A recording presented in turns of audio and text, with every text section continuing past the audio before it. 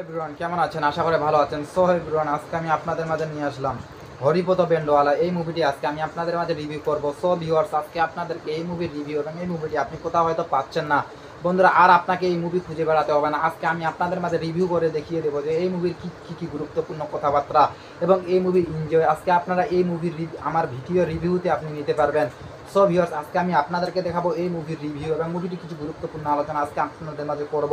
আপনাদেরকে প্রত্যেকেই অনেক অনেক ভালো লাগবে বন্ধুরা। আমার মুভির রিভিউ এবং মুভিটি কিছু গুরুত্বপূর্ণ আলোচনা জানতে চাইলে আমার ভিডিওটি পুনরায় দেখতে থাকুন এবং আশা করা যায় আপনাদেরকে প্রত্যেকেই অনেক অনেক ভালো লাগবে বন্ধুরা। ভিডিওটি কেটে কেটে কিংবা স্কিপ করে দেখবেন না। সো ভিউয়ার্স, ভিডিওটি যদি কেটে কেটে কিংবা স্কিপ করে দেখেন তাহলে ভিডিওর আকারে পিছনে মাঝখানে সো কথা কী বলতেছি না বলতেছি কিছু বোঝা যায় না। তা না করে আমার ভিডিওটি পুনরায় দেখতে থাকুন এবং আমার সাথে থাকুন। সো ভিউয়ার্স, ভিডিওটি দেখার আগে আমার ছোট্ট একটি রিকোয়েস্ট, আমার চ্যানেল লাইক এবং সাবস্ক্রাইব করে পাশে থাকুন। সো ভিউয়ার্স, লাইক এবং সাবস্ক্রাইব করতে কখনো ভুলবেন না। সো বন্ধুরা, হরিপদ বেন্ডওয়ালা হল 2016 সালে ভারতীয় বাংলা ভাষার রোমান্টিক চলচ্চিত্র ফিল্ম। সো বন্ধুরা, এই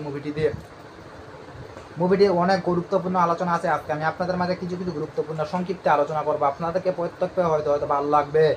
সো ভিউয়ার্স, এই মুভির পরিচালক ছিলেন পার্থিকান বাসু। এই মুভিতে পরিচালক ছিলেন, এই মুভিতে অভিনয় করেছিলেন অঙ্কুশ হাজরা, যাকে আমরা সুপারস্টার নায়ক অঙ্কুশ নামে চিনি। সো ভিউয়ার্স, অত্যন্ত একটি ভালো জনপ্রিয় নায়ক।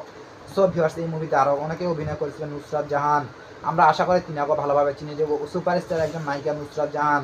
সো ভিউয়ার্স, আপনারা আশা করে প্রত্যেকেই হয়তো ভালোভাবে চিনেন বন্ধুরা। আশা করে আপনাদের বুঝিয়ে দিতে পেরেছি বন্ধুরা। এই মুভির মুক্তির তারিখ ছিল 23শে ডিসেম্বর 2016 সালে এই মুভিটি মুক্তি পেয়েছিল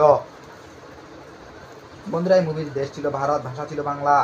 সো বন্ধুরা, এই মুভিটি আয় করেছিল কত টাকা বন্ধুরা? এই মুভিটি ব্যাংক অফিসে আয় করেছিল 5 কোটি টাকা 2023 সালে এবং 7.2 কোটি টাকা বা মানে এই টাকা এই মুভিতে আয় করা হয়েছিল।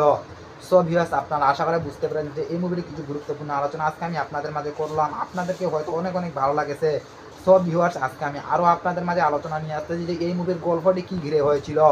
সো ভিউয়ার্স, এই মুভির গল্প হলো হরিপদ বেন্ডওয়ালা একজন অনুপ্রেরণার ব্যান্ড সঙ্গী শিল্পী, যিনি তার স্বপ্নের মডেল এবং অভিনেত্রীর সুইটির সাথে একটি ভিডিও অ্যালবাম করার স্বপ্ন দেখে, কিন্তু তিনি তার ভাগ্যর কাছে বিরক্ত হয়েছিলেন যে তার অডিও অ্যালবামের একটি মাত্র সিডি বিক্রি হয়েছিল, যার ফলে প্রচুর লোকসান হয়েছিল এবং তিনি গভীরভাবে ক্ষতি হয়েছিল।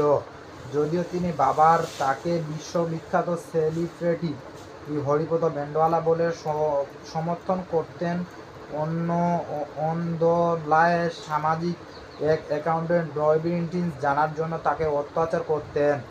তার সহকারী সোনা এবং মোনা তাকে তার কাছে থেকে টাকা নেওয়ার জন্য আয়োজন ধন্য করে। সো ভিউয়ার্স, আপনারা আশা করে হয়তো বুঝতে পেরেছেন যে এই মুভির কিছু গুরুত্বপূর্ণ আলোচনা আজকে আমি আপনাদের মাঝে করলাম। আপনাদেরকে প্রত্যেকেই অনেক অনেক ভালো লাগেছে। সো ভিউয়ার্স, ভিডিওটি ভালো লাগলে আমার চ্যানেল লাইক এবং সাবস্ক্রাইব করে পাশে থাকুন। ভালো থাকুন, সুস্থ থাকুন, ধন্যবাদ।